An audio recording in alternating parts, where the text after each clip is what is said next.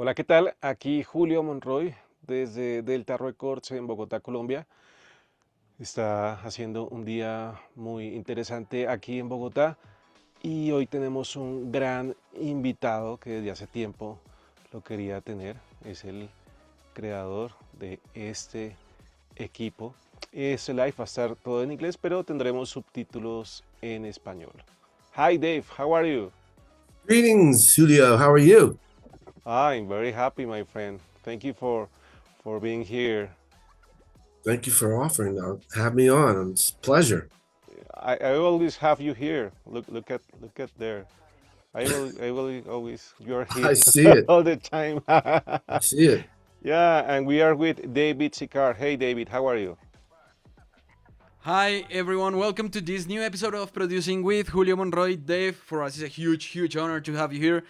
We actually use the Distressor all the time, and well, we are really curious about your story and how it all began. For the people that are entering, please remember to leave your questions on the comment section on the platform on which you are watching, and I will communicate them to both Julio and Dave. I leave you with the conversation. Thank you, David. Well, Dave, we have only two mandatory questions in this live stream. Okay. So I'm going to begin with the first, and at the end, it's going to be the other question. The first question to you is, can you tell us how did you begin in this audio music world? Sure. Probably like everybody here, started out as a musician. I played in bands all the way through college. And, I was the guy that fixed cables. So I learned how to solder early on. And I have two brothers that are engineers. So I was always surrounded by tech talk. One brother was a electrical, the other brother was a mechanical. So I always had that interest. And when the band broke up, as they say, I didn't know what I was going to do. And I don't know if you guys uh, have Radio Shacks. We had Radio Shacks, which were stores up here Yeah, that yeah. sold electronic gear. And I met a guy in there, and he said, "Our company's looking for somebody, a technician. Are you interested?" And of course, I was, because I wasn't doing anything else. So that's how I got into the electronics. Wow. Yeah, I remember we had a Radio Shack here, but like 10 or 15 years Yeah, they're ago. gone. They're gone now. Yeah, oh, okay. So you began in electronics with Radio Shack. Yeah, How basically, old were you? I was 30 by that Okay. time. I'm pretty sure. Yeah, it had to be around a little over 30. Mm-hmm. And the Radio Shack was in Delaware, but the guy that I met that got me the job was in Philadelphia. Okay. So I went up there and I was a technician for a while. They made it was interesting because they made EEG, electronic sensors for brain waves. Wow. So it was very low level and picky equipment. So it was a really good first electronics job, and again I was very lucky with that. Oh, that's great, Dave. So, and when did you begin to work with audio after that, or? Yeah. While I was working, the company was called Telefactor. While I was working there, um, I saw an ad for a job at Eventide. They were looking for an engineer. Now I wasn't an engineer, but while I was at that first company, I experimented every day. I would get parts out and play with oscilloscopes, get used to the equipment. And when I saw this ad, excuse me, at Eventide, I gave them a call and they said, "Come up for an interview." And I ended up getting the job. So that was, again, another stroke of luck. Richard Factor hired me, even though he hired me as an engineer, even though I had no degree of any kind. But it was interesting. He gave me a little written test, and I guess I did good enough on that. And I was there for, I should know this off the top of my head, about 5 years, I think. and it was a great experience. I worked with Ken B from Sound Toys now, Hmm. Bob Belcher also from Sound Toys. So I worked alongside really amazing uh, engineers, and we had audio bent, obviously. So it was a really great job. Very lucky. That's cool. And well, what happened with Empirical Labs after that? You create Yeah, Empirical Labs or? not directly. I had started a recording studio, as all you guys, most of us do. You know, I ended up buying equipment, ended up with a 24 track studio in my home. Hmm. Started out at a 16 track, went to 24 track, and that actually gave me enough money that I could leave Eventide. And if once I left Eventide, I was always thinking about stuff to make, including compressors. I was always fascinated by compression. So I started Empirical Labs. I think originally we did something else. It's so long ago, I forget what it was, but originally we had the studio, which I think was under Empirical Labs. Hmm. And then I started working on designing some things, and the Distressor was the first thing that I actually started working seriously on. And it was Wow. great. I had recording sessions at night and during the day. I would tinker around. I bought an oscilloscope, so I had the tools, some of the tools, and started working on the Distressor. And the best part was, uh, when you design something, I had worked at Eventide, so I should have had some confidence. But once I had a prototype Distressor, and I said, I got to use this on some sessions. And the first time I did a session with a Distressor prototype, I was kind of like, ooh, I hope I don't blow this session up. I hope I don't ruin everything I put through it. So I was very, very nervous. And I think most people are the first time you actually are charging people and you're testing your gear on the session with them. So, but it worked out all right. Oh, that's cool. And do you have that prototype? I do. Wow. I do. I think it's in the other room. Distressor. I'll send you Distressor. a picture of it. Okay. Okay, okay, thank you.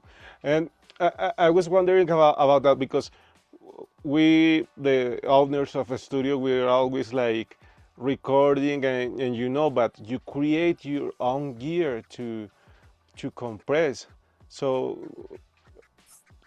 why did you have this big idea? Huh? You're going to think this is crazy, but even when I was in the band, I got fascinated with compression. When in one of the recording sessions in Philadelphia, and Baltimore too was the other session. That the engineer, we were getting the drum sound together, and all of a sudden we heard the sound change, and we're like, "What's that?" And he goes, "I put some compression on the room mic." So that's started my fascination with room mics and compression. And I don't know what it was, but I was really fascinated by it because the idea that you could make something that would turn things up and down, not only just automatically to keep them so you could hear them, but also change the nature of it and make them more exciting. I love that whole idea. So I dove into it and enjoyed. Really, I can remember my sister. I was living with my sister at one point, and my poor sister, I was sitting there playing the same thing over and over and over, different compression on it. And she's like, "Don't you have another song?" I'm like, I'm sorry, but this is a good source for me to test this on. So yeah, like I said, I got very lucky too. While I'm actually uh, having the studio, I started using the Distressor on the sessions and all kinds of sources.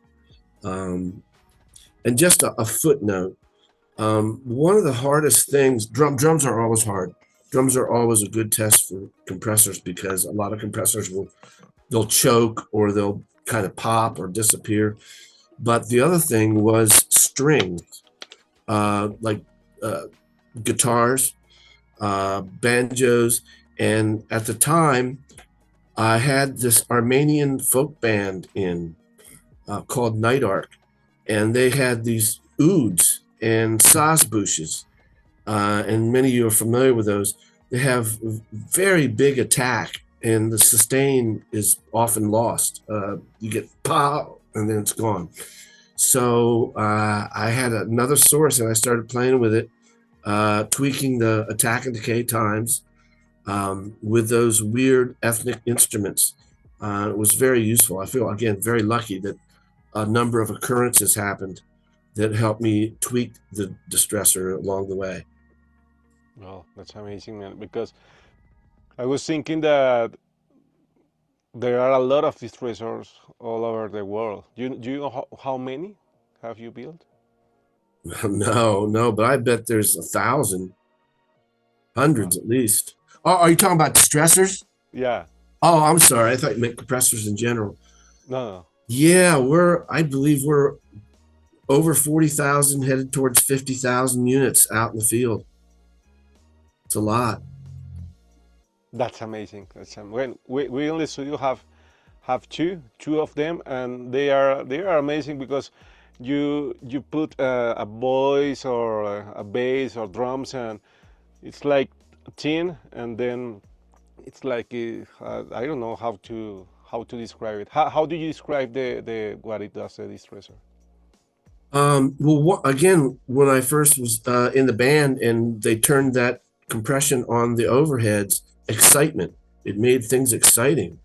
You went from this kind of flat sound to this like everything. You could hear everything working together. And so I was always kind of looking for something that made things exciting. And a lot of it has to do with the time constants, of course. Yeah. But that's where I started playing with distortion, because distortion, as you know, like with the guitar, they're very flat and plucky. But if you add a little distortion, not like guitar pedal, but a little distortion, it tends to take off the brittle edge and then brings up the body and tone underneath. So that was one of the reasons I started playing around with distortion. And with the nature of the compressor, the distressor, it was very easy to add in and control. Well, and the name is perfect, huh? Distressor. Yeah. we got we got crap for that originally. Some people really did not like it. Really. Yeah, yeah. And once it became popular, that kind of went by the wayside. But I remember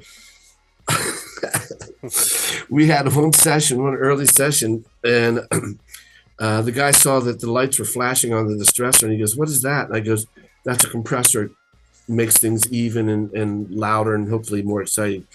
And he goes, "Oh, I don't like that name because distressed, you know." Yeah, And he put tape over the name. so yeah.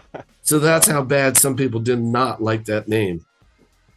It's a perfect name. I like it. I like it. And, but you were, I don't know, building the distressor, and how did you, uh, write the name, or when you were building, you said that this is this distortion and compressor. Yeah, Yeah. just combine those two words. Um, and it was probably the first time I actually looked up trademarks, so a name's protected, and couldn't find anything with that ending with OR. You can see distressor with the ER at the end. That Okay. was, you could find that all over the place. So we used an O at the end and trademarked it, and that's how the name came. Beautiful, beautiful name. Thank you for that, my friend. I love it, and yeah, this story is amazing. David Sikari is telling me that we have some people who wants to say hi, right, David? Oh, I'm always Yeah, up. we have a lot of people that want to say hi to you. We have here Lollipop Lore. Hi from the Beckers. Hi. Hey, Lali. Thank you for I being love it. here. It's amazing to have you here. I love Dave Derr. Message message from John Cribbit. John Cribbit, thank you a lot for being here with us. Oh Bunga yeah. Pokcam. We all love you back, John, as well. We love you, Oh Krivit. We love, yeah, yeah. Padrino. we That's have how Padrino, That's how we met, really, right, Julio? Through John Crivet. Yeah. That's right. In the Zoom talks from Empirical Labs, I remember talking about the arouser. That's amazing. Yeah. Well, John's been ever since I got introduced to him. John's been an amazing influence for us. Yeah, I have met a lot of people because of John, and I have to thank you, my friend. We are very grateful, and we Me love you. too.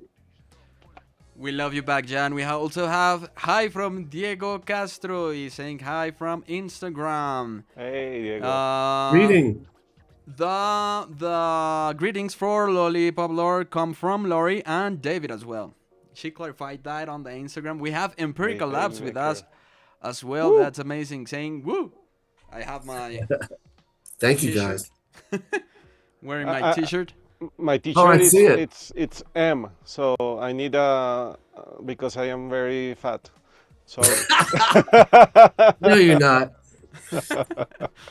I It's need all Uh, a muscle. XL. Oh yeah. It's a distressor inside me. we also have Just Drew saying hi, friends. We have Francisco Escobar, Iron Ears. Hi, Iron Ears. Hi, Dave, Julio, and Zeke. I miss Radio Shack, says Just Drew. We have also Andy Mantilla from Ecuador. Saludos. Hi, Dave, Julio, and Zeke. We have hi Cool. from hello Juan Burgos. Juan, thank you a lot for being here. We also have another comment by John Cribbit. Please post the picture of the prototype on Hey Audi Student. That would be amazing. Yeah. And we have another really important message. Woo. The mixing group at ITM is present, looking at the Oh, cool. legend. They are saying so. Hello That's to the everyone. AES president from Colombia. Hey, Vortex. Yeah. Greetings. And we have hi from Bolivia by Juan Nacho as well, connecting with us. Hey, Juan Nacho. Thank you a lot for all the people that are connecting. Remember that you can actually send us questions through the comment section, and I will read them. I leave you with the conversation again. Well, you're very popular, Dave. Huh? There's a lot of Well, people, huh? you guys make it sound like that. No, you're very popular. A lot of equipment all over the world. That's amazing. That's amazing.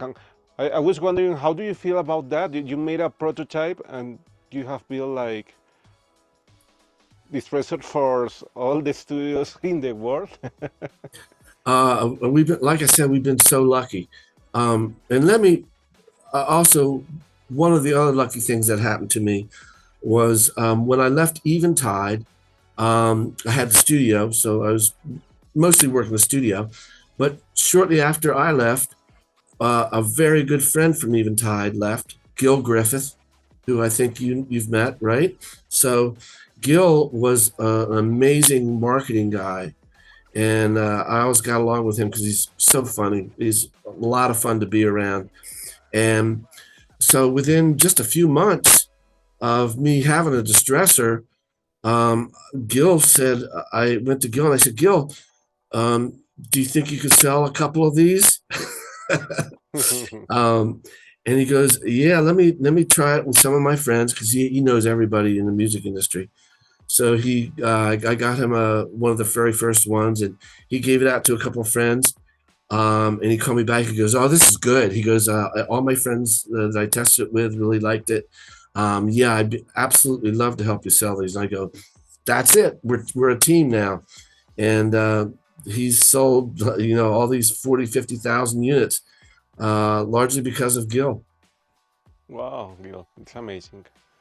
It's amazing that because he helped you to like give the power to sell and yeah, that's what you're talking about, right? Yeah, yeah. I mean, literally within.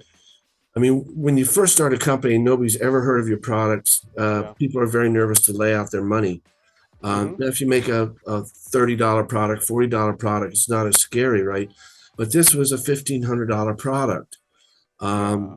So it wasn't going to be an easy sell. But Gil made it look that way. Gil got us into a couple dealers.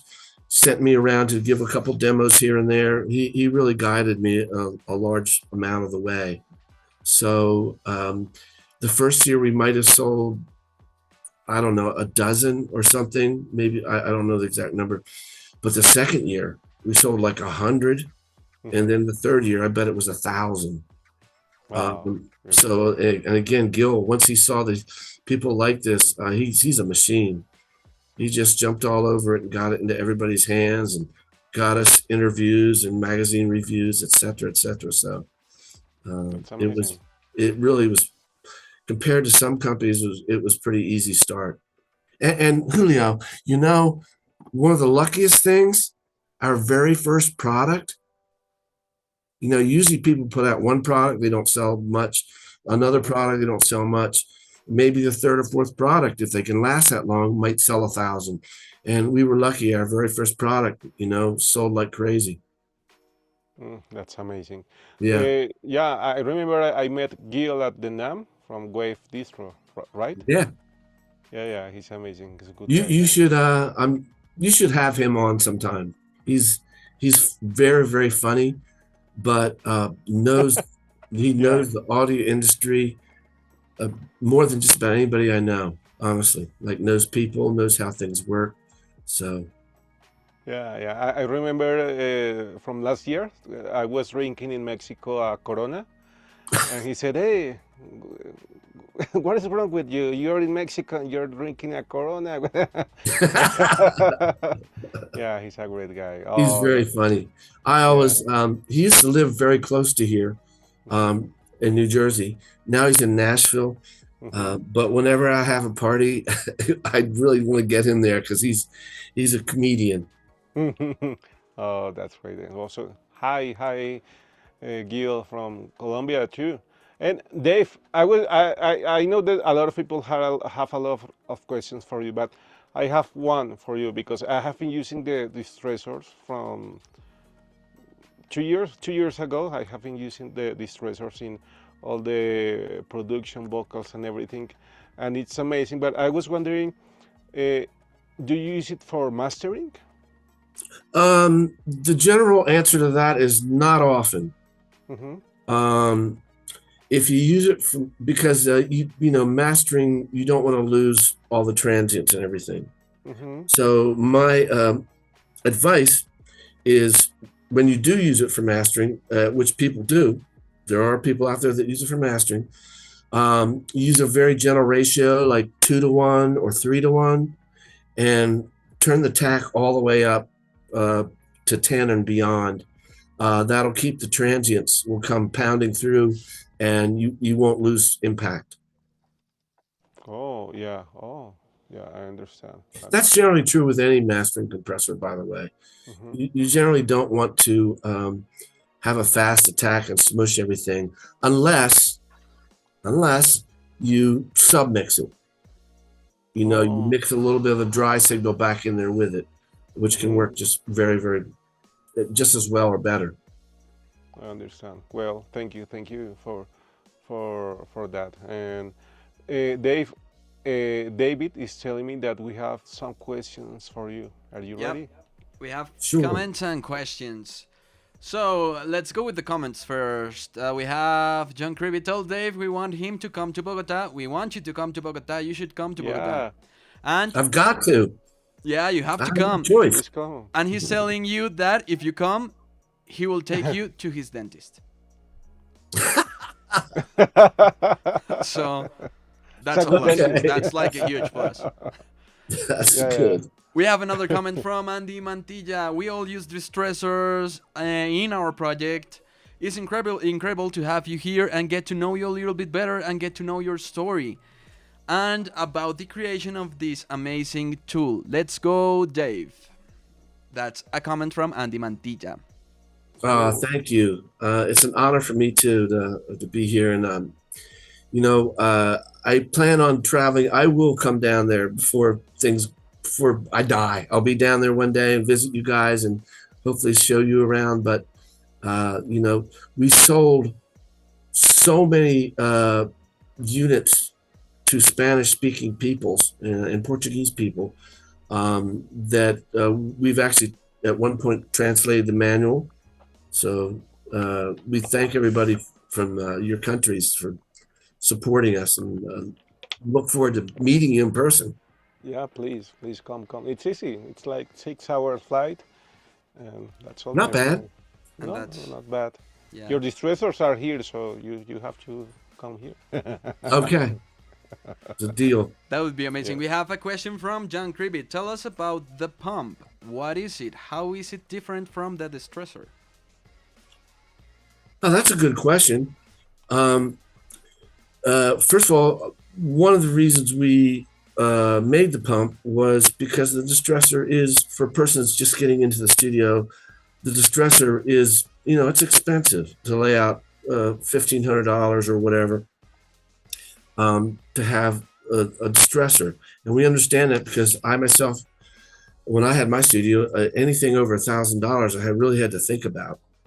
So the goal was to provide something that had the basic sound and vibe, the feeling of the distressor, but be affordable.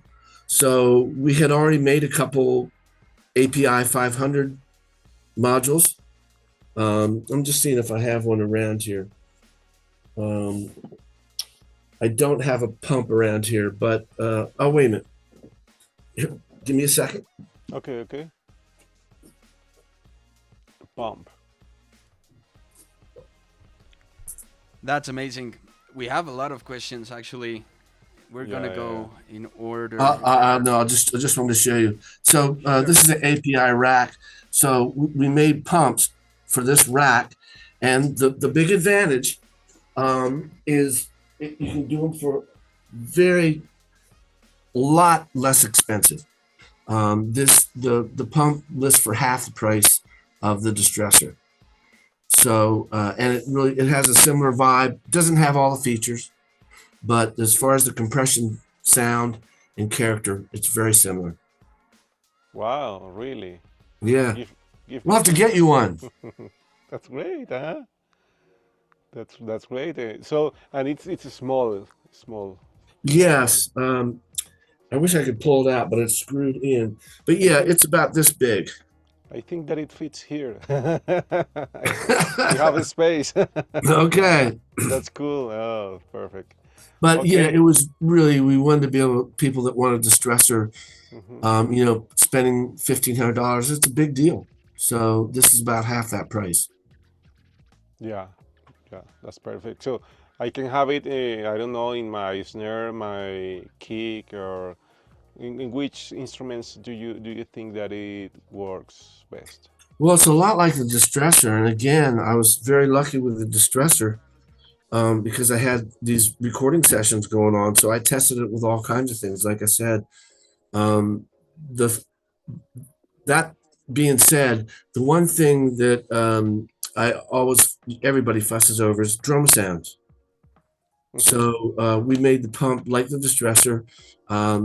Spent a lot of time listening uh, on drums, but really, my experience has been if you can do drums really well, generally you can do just about anything.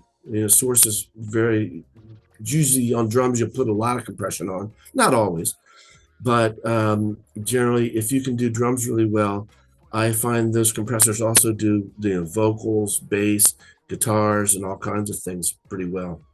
That's cool because sometimes not all the times I have to print the distressor in the vocals, and so with a pump maybe I could print, but not a lot of times. I don't know if. Yeah, you could put it on later. And again, the pump. Remind me. We'll talk after this. I'll get you one down there so you can play with it. Wow, that's amazing. Do you have an API 500 rack? No, but I will get it. Okay. That's We not can a help you problem. find one if you need one. Oh, that's perfect. Hey, thank you, Dave. Well, we have more questions for Dave. Yeah. Yeah, how many people work at Empirical Labs? From John. 13 or 14 people, depending. Um, we have a lot of technicians. The biggest section of our company is technicians that calibrate, test, and repair the distressors. Then we have 3 people up front in the front office that help coordinate and do the business and emails and billing and paychecks and stuff like that. And then don't forget Gil. Gil is not in our building, but he's one of the most important people for our companies, and he's in Nashville. Mm-hmm.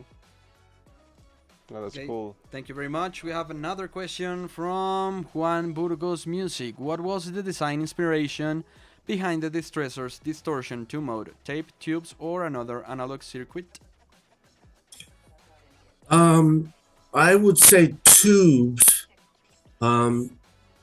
Class A, you've probably heard of Class A electronics.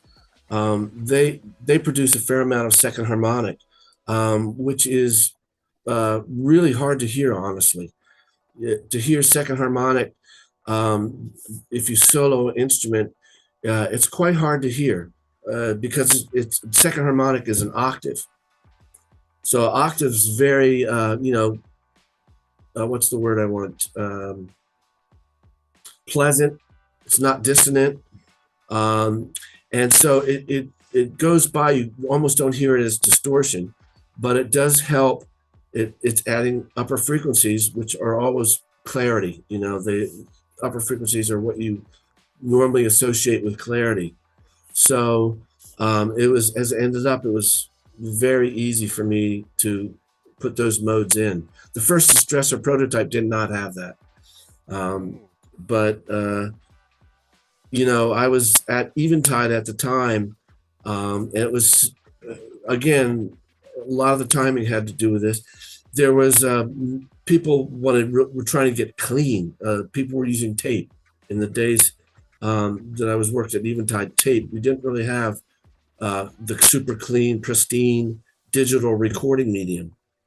So people started, eventually they complained about some of that, called sterile, overly clean and without emotional content. So when I found out how easy it was to add distortion modes to the Distressor, that's what I went for it. And I found that I could control the second to third harmonic relationship. The third harmonic is much more audible, as you guys probably know. Wow. You're a genius, my friend. Huh? What's that? You are a genius. Huh? Oh, Yeah. let's not push it. Yeah. I'm not going to pay you for that. Thank you. No, it really was. I feel like a lot of times it's not so much how smart you are at all. It's how picky you are. And that's one thing which drives my wife crazy. Is I'm very, very picky sometimes. Now, cleaning up my room, not so much. But whenever I do something, I tend to spend too much time overthinking it, and that helps with designs, of course, but not with a lot of things in life. Hey, I have a personal question. Which musical genres do you like? I'm very, very varied. I studied classical music in college, but the first music that I played was rock. I played guitar and keyboards, so I'm a big rock fan. And in college also, my older brothers, they're 10 to 12 years older than I. They used to listen to jazz, and so I picked up. I really fell in love with jazz, especially Dave Brubeck was what they listened to a lot. Dave Brubeck was very popular in the 70s and 80s, still is. And then again, classical, but I've fallen in love with ethnic music. Like I said, these Armenian folks, Turkish and Armenian, I fell in love with that music. I fall in love with just about everything I listen to, really. I wish I could say, I just listen to rock, but no, I try to listen in my office too. I listen to a big variety of music, including classical. And do you recognize your own sound in the songs? Like I Like, said, hey, this voice has a distressor. no, I don't have ears that good. But however, sometimes I will hear a drum track and I'll say that sounds like that room mic or the snares put through a distressor, right? Again, Uh, percussion are really hard on compressors, so that's sometimes the places I would say I think that might be a distressor. So, but on a that's vocal, amazing. I probably wouldn't be able to tell. That's amazing. Well, we have questions from Instagram, David, right? We do. So the first question: how do you know if you have compressed enough? That's the first one. Ooh, that's a hard one. Yeah. Um, you know, about 15 years ago, um, it was turned compression all the way up. It started people started really using a lot of compression. Um, I'll say this: when you're recording, um, if you don't feel like you need compression, don't record with it. But if you do record with it, be very careful. You know, because most people aren't using tape, you don't have to worry about tape hiss because compression could bring up tape hiss. But you just be careful when you record with compression. I would not, and let once you're experienced, all bets are off. You can use as much as you want. But when you first start out, be gentle. You know, maybe use 6 dB up to maybe 10. But be very careful because once you compress something, generally you can't undo it. So, but as far as how do you know when the compression is right? That's just a lot of experience, don't you guys think? You, Oh, you you do a mix and then you take it home and you go, oh, the vocal drops out there, or you go, oh, the vocal sounds. I can hear the compression pumping. Then you know you did a little too much. And believe me, pros, all the best people have done it. Have used too much compression. Um, I won't mention his name, but a very, very famous engineer told me that he got all excited about compression, and one of his first sessions was with somebody pretty major here in New York. And he said he turned on the compression and said, I think I can use more. I think I can use more. I think I can use more. And he said the next day he listened. He says, "Oh boy, used too much." So, and he's a top line guy. Michael Brower. That's who it is. oh yeah, Michael Brower. Yeah, Michael told me that story. I don't think he'll mind me saying it. I Do- don't think he does that anymore though. That guy is unbelievable. talking about that, I remember when I began to use the distressor, I was like very shy and, 3 dB, gain reduction, 6. And then I realized that I could like use like 15 dB, Yeah, and it sounds very big. So I like that. Sometimes when I mix, David says, "Hey, did you put the distressor in the vocals?" And I say, "Yeah, yeah." It's like so in the front, the yeah, vocal is so in the front, and makes yeah. it present. Hmm. You know, like you guys know, one of the biggest influences in my favorite compressor was 1176. Hmm. So I was very influenced by that, and I had in my studio, um, I had an engineer. He was my best friend. He died about 10 years ago now. John Patterson, who became Phil Ramone's engineer, and John came in my studio. He goes, you have some decent compressors here, but you need to get at least one 1176. Hmm. And I trusted this guy so much.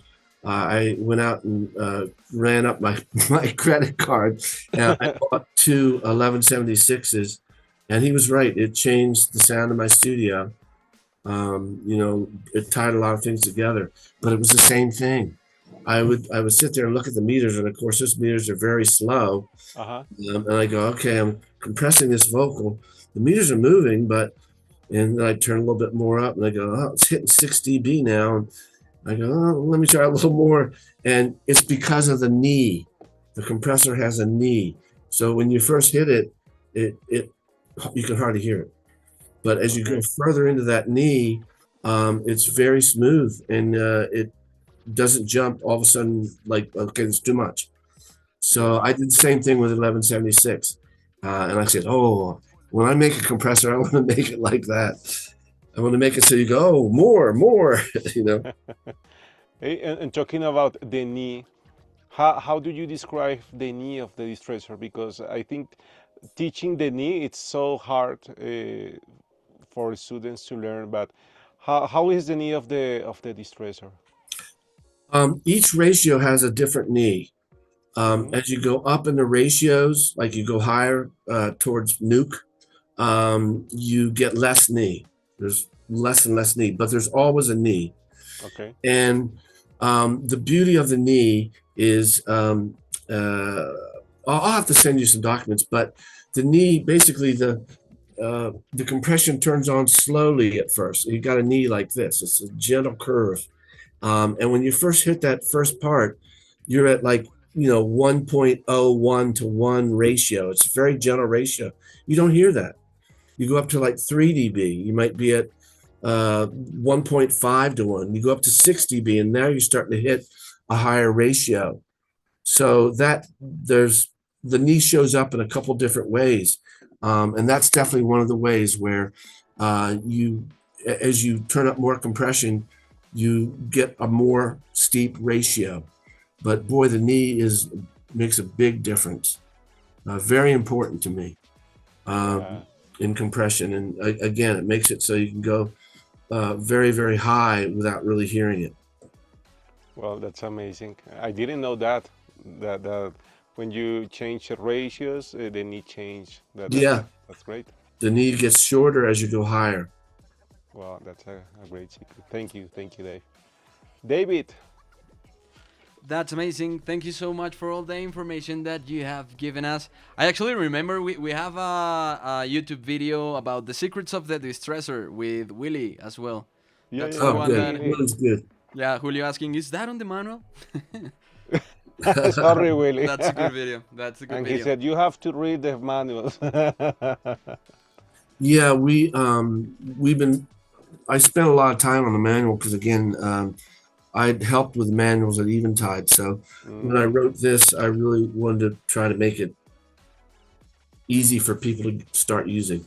So I gave a lot of examples, settings, like if you're on a vocal, go to 3 to 1, 4 to 1 with this attack, and people were very, very expressed their thanks. They were very yeah, appreciative of that. yeah. I remember that I read the manual, and it says if you have a vocal, you can, put the distressors in the settings, and yeah, that's amazing. Yeah, and a lot of that stuff too, I was taught. And again, my friend John Patterson, who, like I said, told me to get the 1176s. He was great at compression, and he really taught me a lot. So, um, it's one of those things you just like any tool, you get better with it.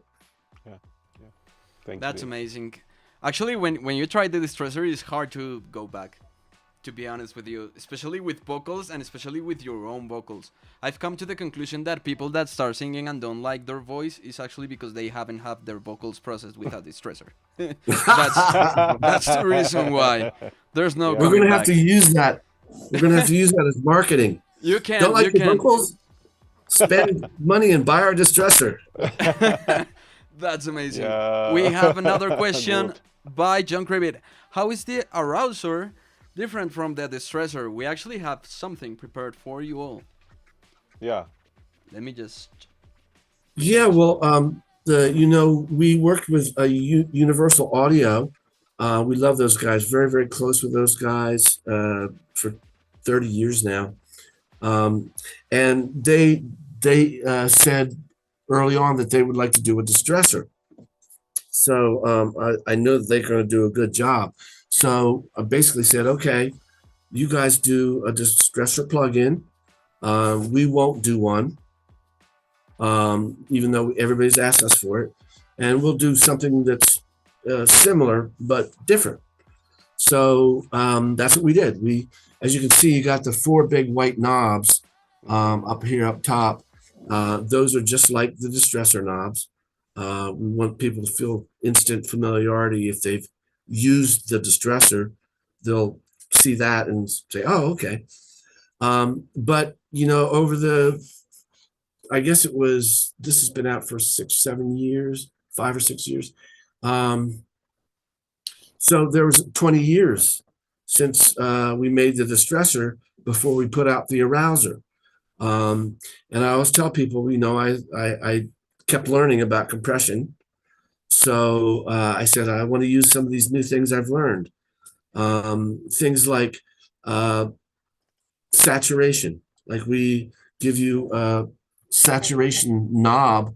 The distressor, we just give you three different selections.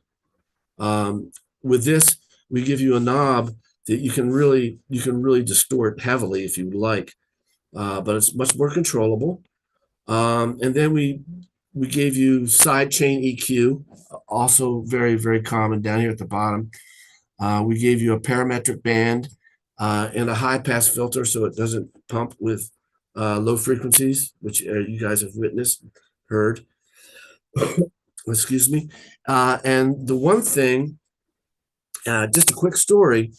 Uh, I lost sleep. There was a period when I was working on the arouser where I was sitting there listening. I was very happy. I got the general vibe and everything. And then I started listening again on percussives and some strummed instruments and comparing it to the distressor. And again, a lot of people might not hear it, but I've been doing this now. I was listening for many years, decades. My ears got a little better, and I heard something that wasn't there in the distressor. I kept listening, and finally, I brought in Jeff here.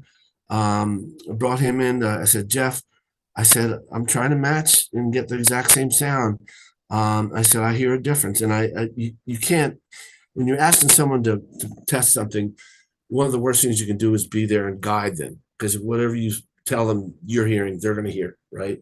So I said, I just want you to tell me if you hear what you hear. Is this the same, or is there a subtle difference? And he said, yeah, there's a difference when you get up in high gain reduction, up above 10 dB, 20 dB. There was a difference. And of course, that's one of the favorite places people like the distressor on is above 10 dB. Um, and I was crushed. Because I didn't know what it was. And there was I don't know how long it was, but it wasn't a full month or something. But I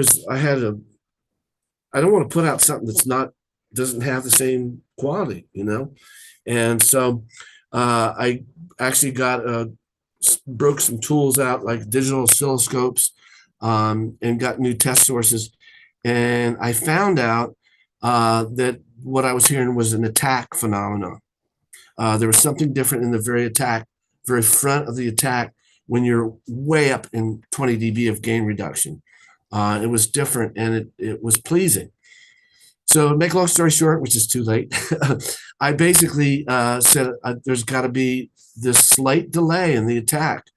And we called that attack modification.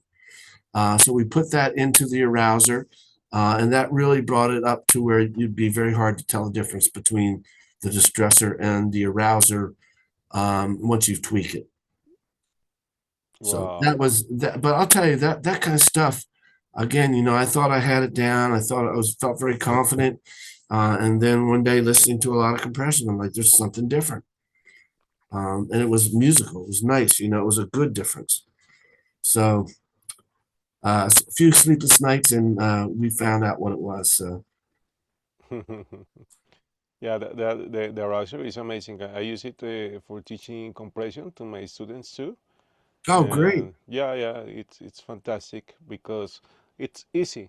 It's the four knobs are very easy, and you feel the compression. And if you want harder, you can push it harder. Yeah, well, the one thing, Julio, that helped was, as I said all along here, during designs, having sound sources that tell you things, like having a vocal or a drum or a bass part that tells you things that helps you tweak. And so by the time I was working on the arouser, I had a whole bunch of those test sources. So that really made a big difference. Beautiful, beautiful. Yeah. Well, I think that I don't know if we are ready to check that beautiful plugin. We are ready.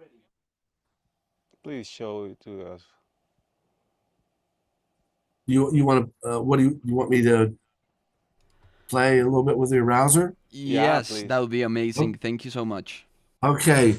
Well, I have a source all set up here, and again, we'll start. I'll turn on the drums um, just to show you because you can be subtle, but for demonstration purposes, like what we're doing, we're not going to be subtle. So let me know if this volume is okay. Sounds great to me. People at chat can actually comment as well if you think the volume is too low. If you're listening to the music, please let us know. All Yeah. right. So now what I'll do is I'll turn up some compression, which will make it feel louder anyway. I'm going to take it out of bypass. I've got it on 8-to-1 ratio here. You change the ratios by clicking on these square LEDs. And now what I'm going to do, let me A/B it, bypassed and in. That's in. That's out. Very hard to hear the difference, right? Now let me grind in a lot more compression.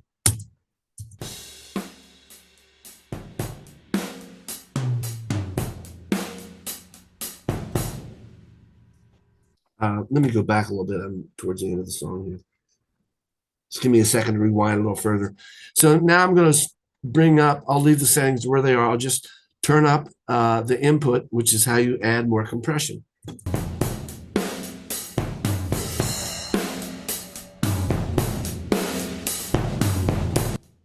That's with, this is without.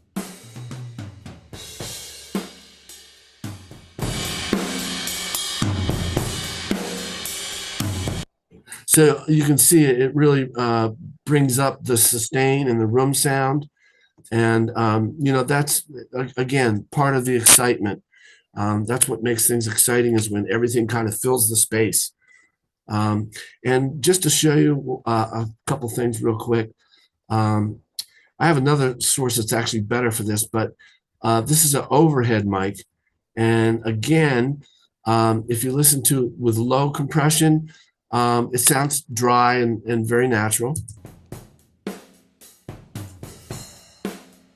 And now as I turn it up, you're going to start to hear the room sound get pulled up with it and gets the excitement.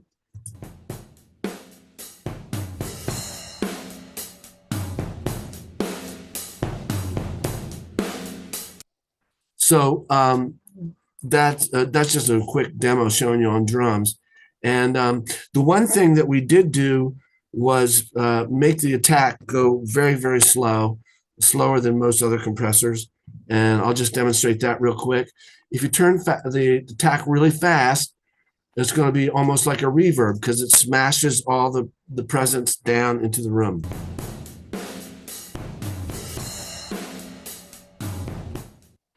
You hear that almost sounds like a reverb, right? And here Yeah. it is without it.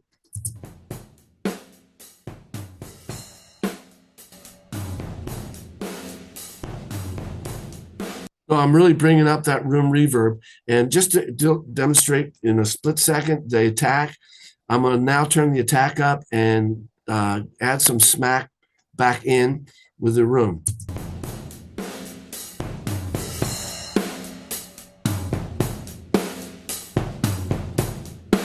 So you can see the attack really brings the smack and attack into your face. Yeah, it sounds like I said, like the drum is little and then it's so big. Yeah. It's funny because that really is it does make things sound bigger because it makes the sustain longer. Hmm. which large instruments usually have more sustain. So when you say bigger, it's appropriate, I think, because a bigger instrument usually sustains more. How many milliseconds or seconds, I guess, is the release? You know, it's funny. I just tested this. When you have this release all the way down really fast, you know, so that you're smashing it, the attack is in microseconds. I would say 60 to 100 microseconds, well under a millisecond.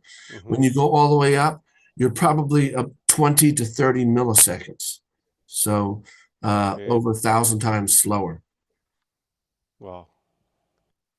Um, Amazing. And in a plugin, that's amazing. Sounds very good. yeah, well, like I said, I had a couple sleepless nights when we were working on it.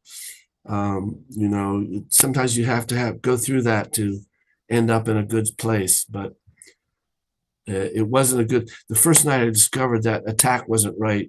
I went home and I couldn't get it out of my head because I thought I was already there, you know, Hmm. and you get turned around. So Oh, that's beautiful. I love that plugin. And you know, it has another features, right? The detector, sidechain. If yes, you that basically again, what that detector sidechain does is make the compressor more sensitive or less sensitive to certain frequencies.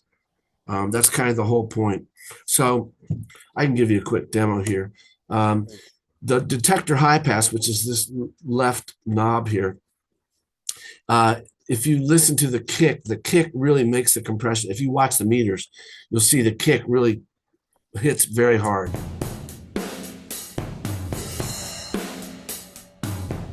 And if you turn up the detector high pass, you can make the kick not get hit as hard with the compression and it'll become louder.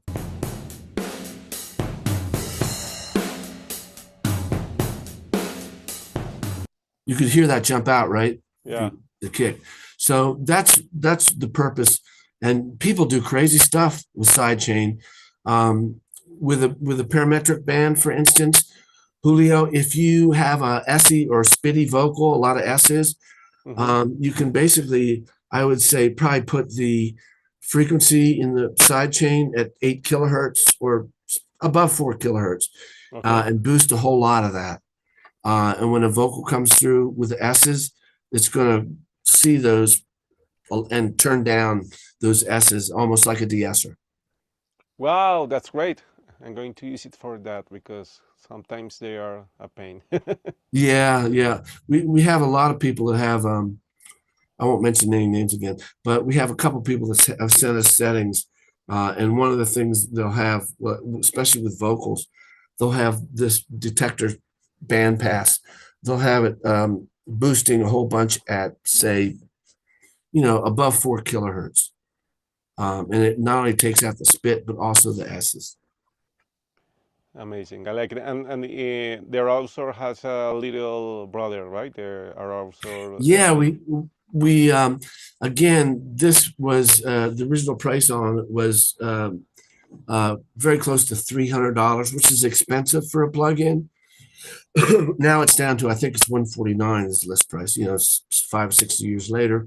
But what we did was the second year we said let's make a stripped down version that gives you the compression, but without all the bells and whistles and features. Um, and I'll show that to you real quick here.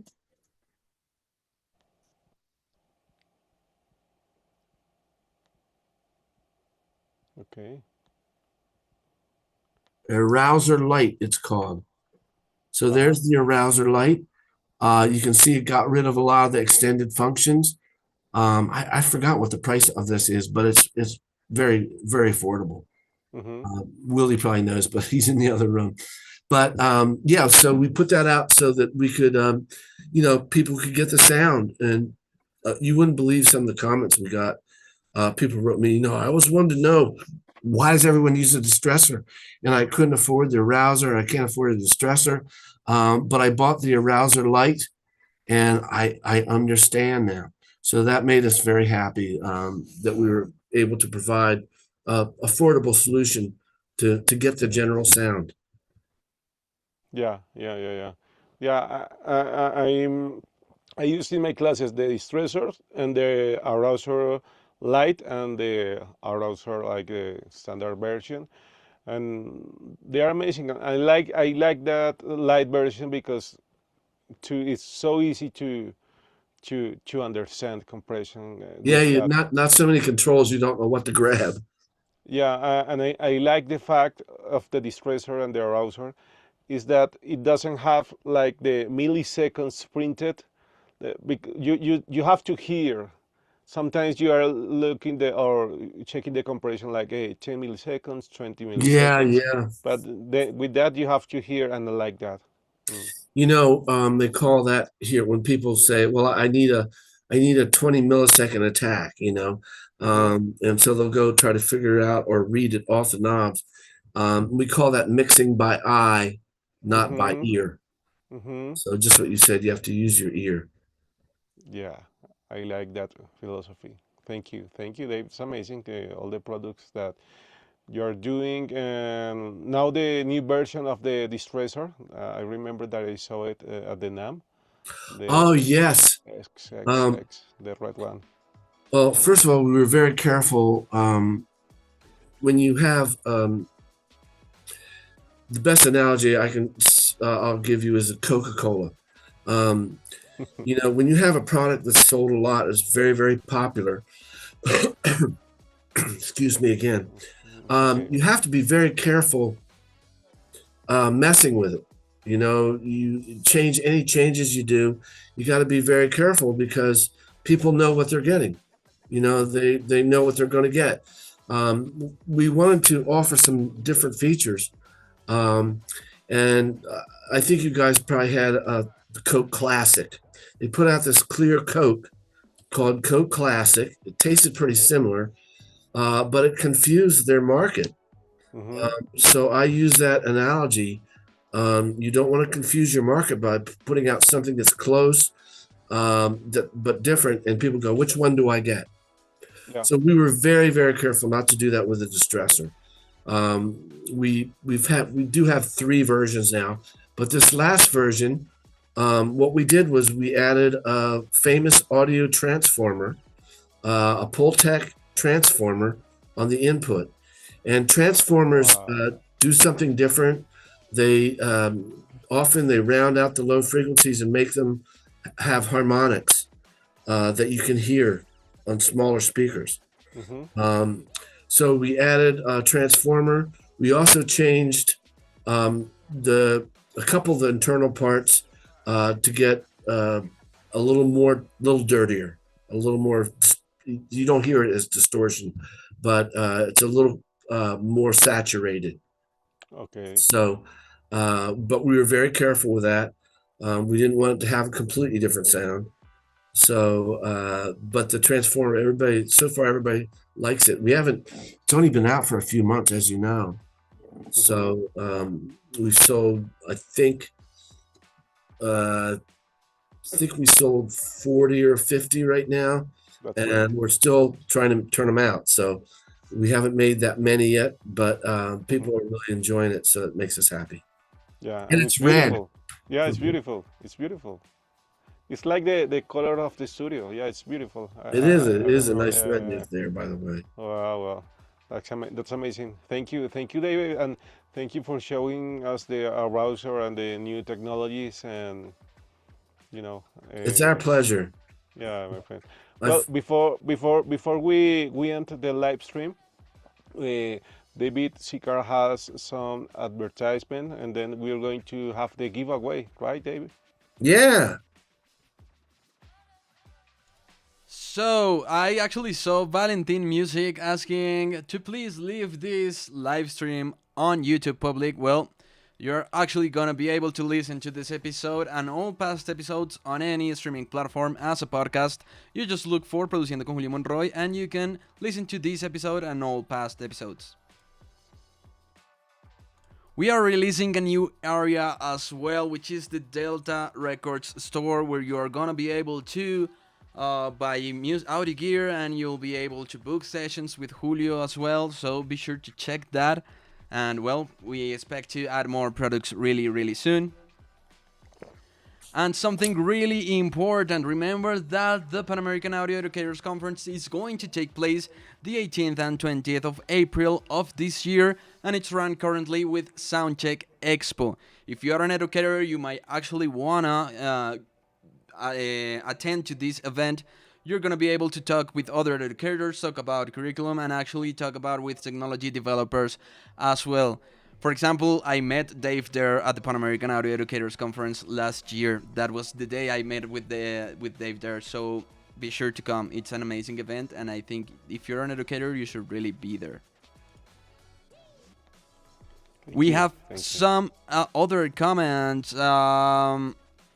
We have Iron Ears. Wow, the Arizer sounds good. Have too much character. And I saw that they actually answered Vortex question on the chat by Empirical Labs. Okay. So, are we ready for the giveaway? Yeah. I am. Yeah. Okay, so we were thinking about asking a question about the arouser. What do you think, Dave? Someone has a question, you said? No. No, We were thinking about Giveaway? For the giveaway, asking for to the public. Yeah, I think that's a great idea. Arouser question. Yeah. That's a great idea. I think it'll make people happy, and they'll be able to get a distressor sound in their DAW. Yeah. okay, so I was thinking, if you actually put attention, you're gonna know this really easy. How do you use the arouser as a de-esser?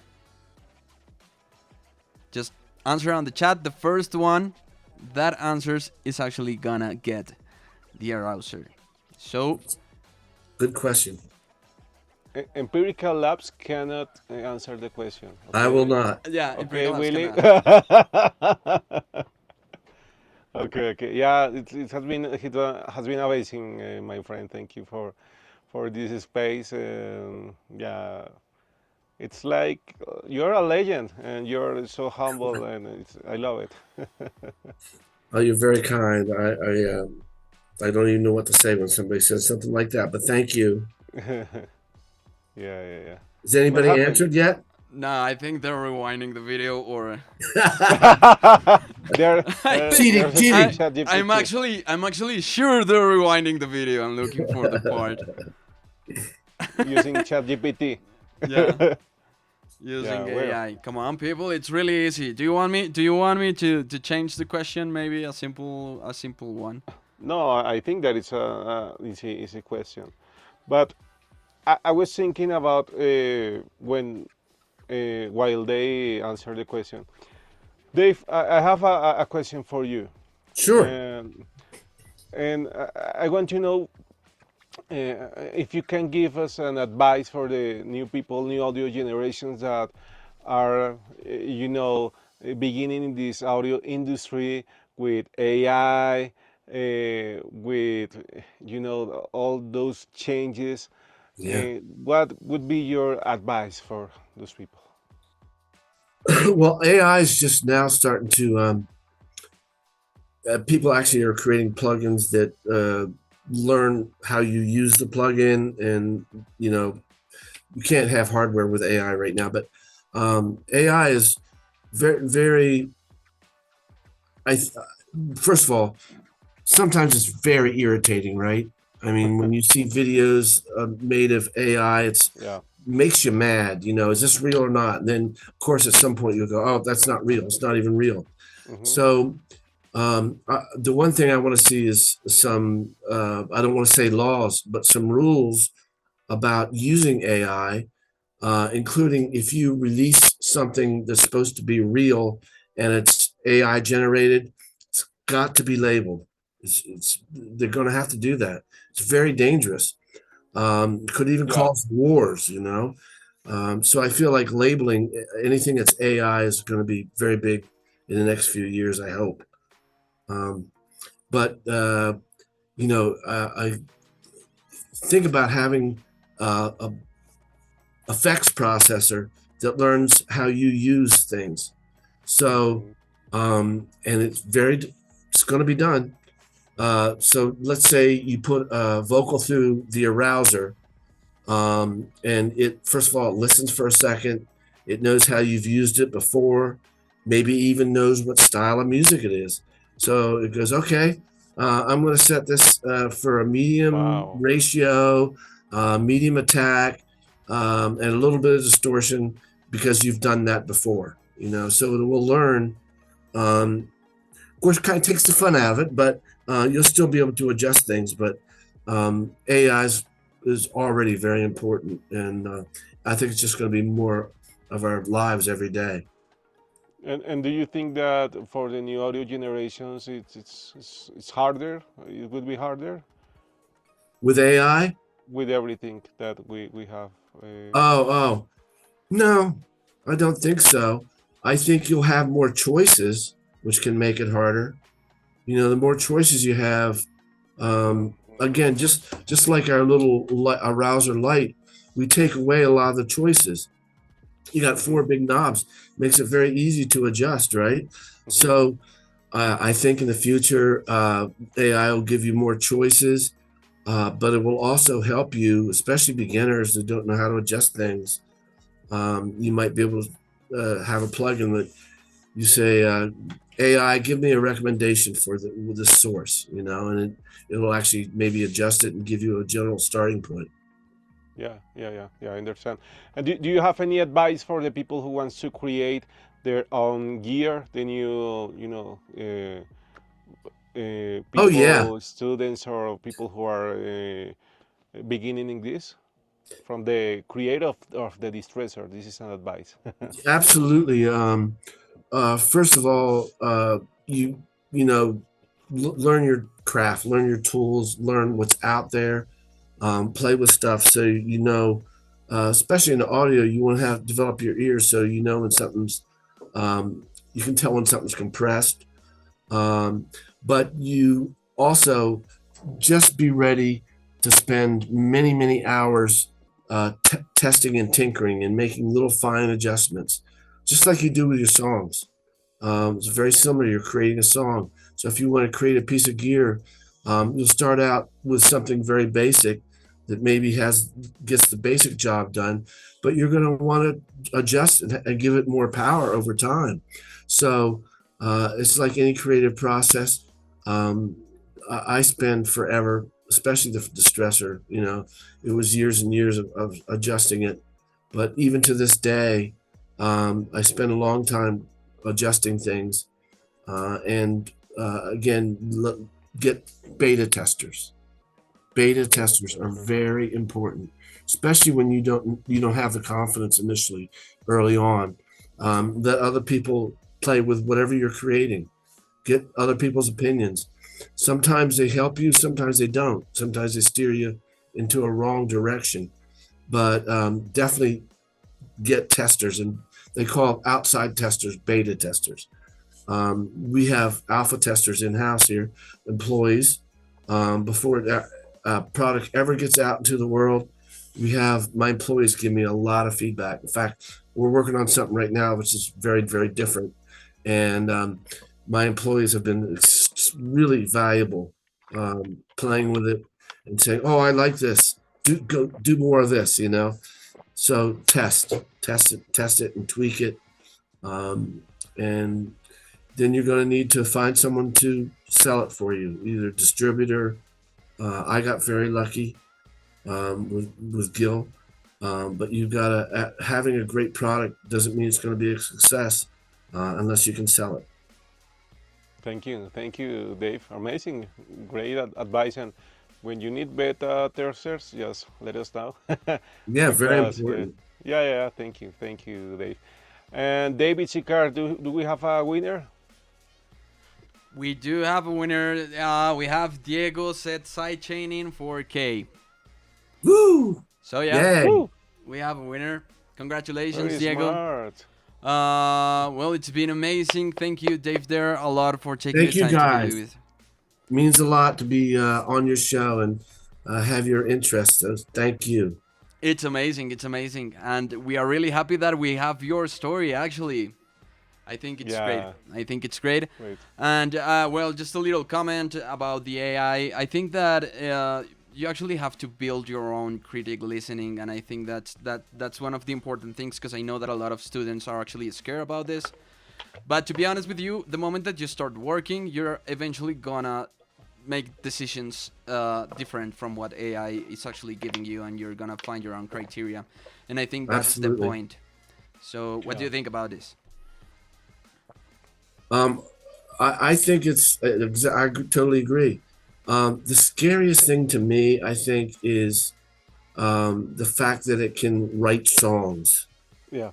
To me, that's kind of, I mean, it does it the same way in a similar way that humans do. You don't actually copy anything directly, but you've been influenced by things. But I just think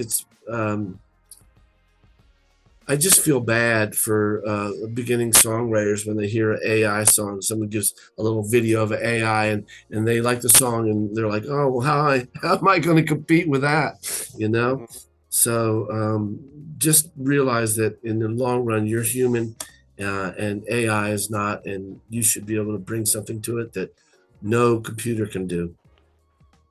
Yeah, I'm taking a course of AI at Berkeley Oh, online. really? Yeah, yeah, it's fascinating how it works, but it's scary. It's scary because, as you said, it writes songs like in 10 seconds, and yeah, and it's amazing. But well, we are here, and we have to make more music, more real music and original music. You have to adjust and learn the new tools. Yeah, yeah, learn the new tools. Hey, Dave, thank you for taking the time to do this, and it has been a pleasure to talk about you. And I hope to see you in the future, you and Willie and I'll me, Dave, find and me, you. Willie. Yeah. I'll find you. Um, uh, really, it was an honor. Thank you for your interest, and I hope maybe people might have gotten something that helped them in their music endeavors. hmm Yeah. Thanks a lot. Thanks a lot. And thanks to David Sicard in the controls. It's a Really, great thank job, my you. friend. Thank you. It was my pleasure. Thank you, Dave, for taking the time. It was a huge honor to have you here. Thanks a lot to all the people that connected as well, that left comments. We still have comments. Thank you so much. Uh, People basically saying you're great.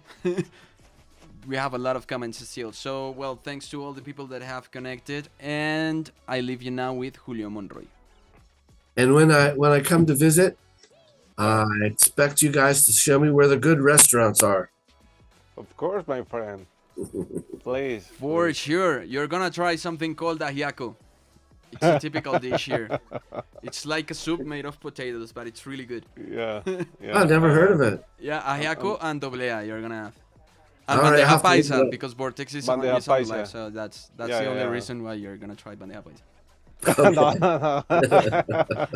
Yeah, yeah, of course, of course, we can take you to a lot of places, and yeah, yeah. Please come here with Willie and all the people from Empirical Labs. Yes.